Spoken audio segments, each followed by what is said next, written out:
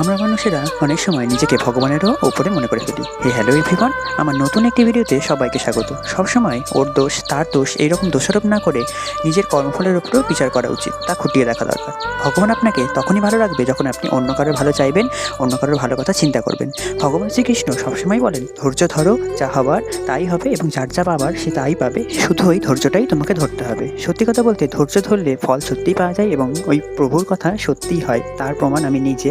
আর তুমি যদি কখনো কারোর খারাপ হবে ভেবে তাকে সৎ উপদেশ দিতে যাও এবং সত্যি সে না শোনে, তখন তুমি বুঝবে তার ধ্বংস দিয়ে সে সেই শিক্ষাটা নেবে। অতএব তাকে একবার দুবার তিনবার এর বেশি সৎ উপদেশ দেওয়ার কোনো দরকার নেই। অনেকে আবার ভগবানের মান বুঝেও বোঝে না, ওনাকে অবজ্ঞা করার পরিণাম মারাত্মক হয়। ধ্বংসের পথে গেলে মানুষ তার জ্ঞানবোধ সবই হারিয়ে ফেলে, এটা শুনেছি, তার প্রমাণও অনেক সময় দেখেছি। তো যাই হোক, এই ফ্লিপকার্ট থেকে ভাই এই পারফিউম দুটো অর্ডার করেছিল এবং সেটার ফ্রেগরেন্সটা বেশ ভালো ছিল, তাই সেটাই ওপেন করলাম, তোমাদের সাথে শেয়ার করলাম।